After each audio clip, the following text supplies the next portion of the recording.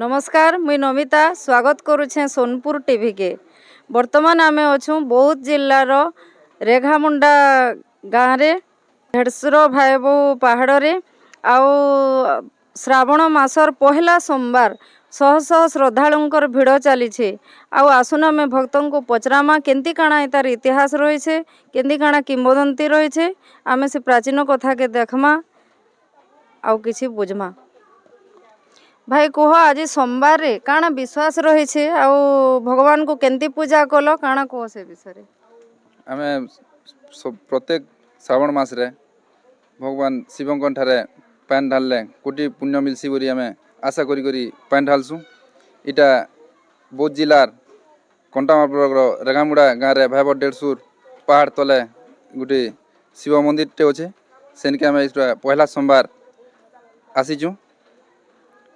केनु आसीछ? आमे बहुत दूरिया आसीचु। भाई तुम्हें कह डेढ़सुर भाईबो पर्वत विषय काଣା तार रही छे? डेढ़सुर भाईबो पहाड़ हिसाब तो पुरातन जुगर अच्छे बहुत किसी किमती अच्छे जेनटा कि पुराना कालिया लोग मैंने सेटा जानिछन। मुई से हिसाब रे बेसी किसी नहीं जानबार लोग कहसन जे ऊपर डेढ़सुर और भाईबो दुईटा पहाड़ अच्छे जेनटा कि छाड़ी छाड़ी डिस्टेंस रे अच्छे आउ पूरा झुली कर अच्छे माने छोट टिके टिके झुली कर अच्छे आउ ऊपर के जीवार लगे भी बहुत माने छोट छोट रास्ता है जेनटा कि भीम चाली कर जेछन माने ठिया ही जेनटा मेरा कुते कुते तार सब चिन्हा माने अच्छे और इनके तो बहुत दूरिया दूरिया लोग माने आसुछन भगवान को ठेंगा ई जगह के काଣା सुविधा दरकार काଣା काଣା सुविधा दरकार सुविधा बोले देखुन पहाड़ ऊपर के चघबार लगी पाउच टिके हेता आरो माने मंदिर रो बाउंड्री आ पानी लाइट फाइट रो सुविधा टिके हेले भल हेबा। आज्ञा आपन कोन ई डेढ़सुर भाईबो काଣା इतिहास रही छे केंते काଣା? आज्ञा महाराजा राजेश्वर देवाधिराज जोगीराज त्रिकालदर्शी जुगारूढ़ पुरुष बाबा गुप्तेश्वर बाबांकर प्राचीन काल एठाने अवस्थित अछन। जेते बेले पंचु पांडव अज्ञातवास पालन कला बेल से आसीथिले एठिकु आसिला बेले से गोटे स्त्री को गोटे पुरुष को भेटिथिले आ तांगर परिचय मागबारु से माने से परिचय देले आमे डेढ़सुर भाईबर तो छुआ भेद अच्छा तुम एकाठी केनता कि रोच बोलिकी भीम से दुई लोगों को साप्य दे दीजन। से साप्य देवारु भीम पहाड़ चढ़ी जिते ऊपर के जाइजन तांगर पछे पछे से स्त्री पुरुष जाकि पुणी क्षमा प्रार्थना उपर मागले नाई तुम्हें तो भूल कर से भूल करबार दंड तुम्हें पाओ इने पाषाणी रहीज से लगी ऊपर डेढ़सुर भाईब पथर पाल्टीजन आउ भाईबंकर देहरु हलदी सृष्टि होजे से हलदी नहीं लोक माने भक्त माने निजे देहरे लगाले चर्म रोग भी निवारण होजी। आउ श्रावण मासटा सारा हजार हजार भक्त मान आसिक एठाने प्रभु को जलाभिषेक करी प्रभुंकर आशीर्वाद लाभ करुचन आर निजर निजर मनोवांछा भी पूर्ण होची। आर जने श्रद्धालु अछन आसुन पचरामा से केंती काଣା दर्शन कले आउ केंता लागला भौणी तुम्हें कह केंता लागला आज श्रावणर पहला सोमवार आउ केते तो आमर संसार भितरे कष्ट दुखदायक अच्छे भगवान को काଣା मागलो काଣା दूर हो बोलिकी आउ केंती काଣା लागला टिके अनुभूति कह।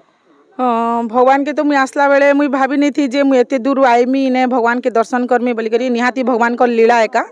जे भगवान को लीला नहीं थिले एतकी दूर मुई सकाळु थरे मंदिर दर्शन करके आसीथिली मते आज केंता जे मन भल नहीं लागला मुई कॉलेज जीवार कथा किंतु मुई कॉलेज नहीं जाइकिना भगवान कर बोधे डोरी थिला इनके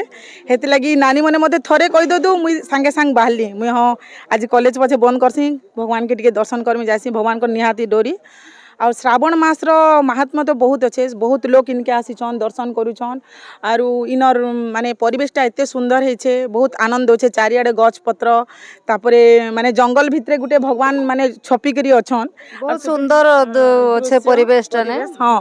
तापरे श्रावण मास वर्षा झिपिझिपि वर्षा होचे भगवान के दर्शन करुछु तार आनंद तार मजाटा बहुत बढ़िया लागुचे। पहाड़ के चढ़ी पारले पहाड़ चढ़वाटा तो नहीं है निहाती भाव में बहुत डिफिकल्ट अच्छे पहाड़ के चढ़वाटा माने खाली पत्थर उपरे स्टेप अच्छे काली आमर गोड़ जदि केते खसी जावा बोल आम डरुचु जदि प्रशासन जदि किछि आके भल माने सीढ़ी रो व्यवस्था करते ताहले भल हेता बोल समस्ते चढ़ी पारते आर तार मजा भी नहीं पारते। କେନ୍ତା ମାଉସୀ ଆଜି ଶ୍ରାବଣର ପହିଲା ସୋମବାର ଆଉ କାଣା କାଣା କେନ୍ତି ପୂଜା କଲ କେନୁ ଆଇଛ? ଟୁଣଲାନ ଭଲ ପୂଜା କଲୁ ମହାଦେବକେ ଦେଖୁ ବରା ଭଲ ଶ୍ରାବଣ ମାସ ଭଲ ବୋଲି ଆଇଛୁ ଏରା ଟୁଣଲାନ ଆଇଛୁ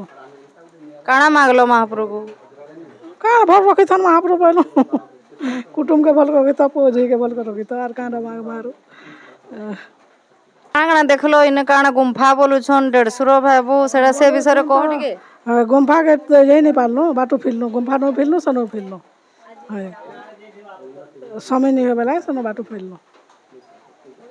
ଉପରକେ ଯାଉଥିଲୁ ଆରୁ ଏନୁ ଅଧା ଦୂର ଗଲୁ ଫିରି ଆଲୁ ଡୋରି ଗରି ଗଲା ତ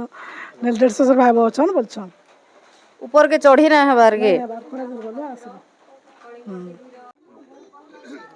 ଆପଣମାନେ ଶୁଣିଲେ ଇ ଆଜ୍ଞାଙ୍କର ପ୍ରତିକ୍ରିୟା କେଡ଼େ ସୁନ୍ଦର ସେ କହିଲେ ଯେ